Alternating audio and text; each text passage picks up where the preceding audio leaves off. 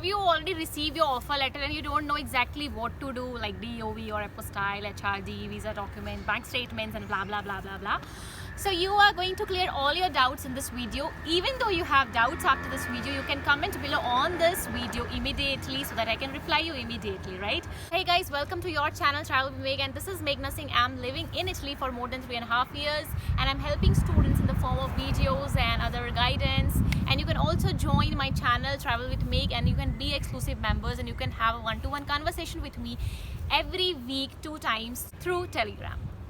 So for joining, you have to press the join button below, or you can find a link in the description as well. If you have any doubts, you can ask me directly regarding joining and being the member.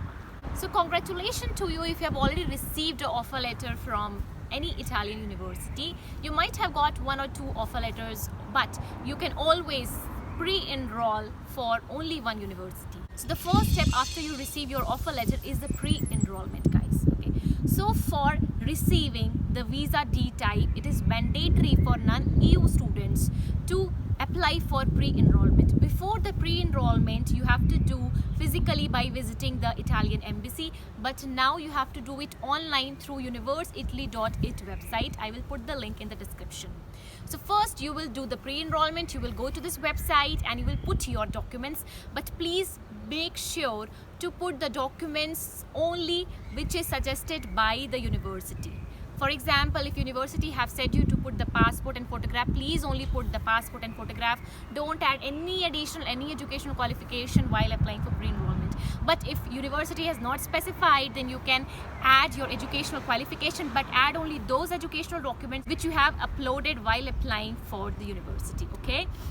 So after doing the pre-enrollment, meanwhile what you have to do, you have to start preparing the documents for DOV, that is Declaration of Value. Before making DOV, you need your HRD attestations and ME apostille. For this process, I know in India it's very difficult because the things are closed, but you can use my coupon code and you can go to Lingua Translation and they will do all these your process hassle-free within shortest period of time and with very low amount, and you can use my coupon code and you can get a very good discount out of this. I will put everything in the description, okay? So once you will apply for DOV, I mean main thing is DOV only, the Declaration of Value. For the medical students, you can apply for DOV without offer letter as well, because one student has asked me this questions regarding that.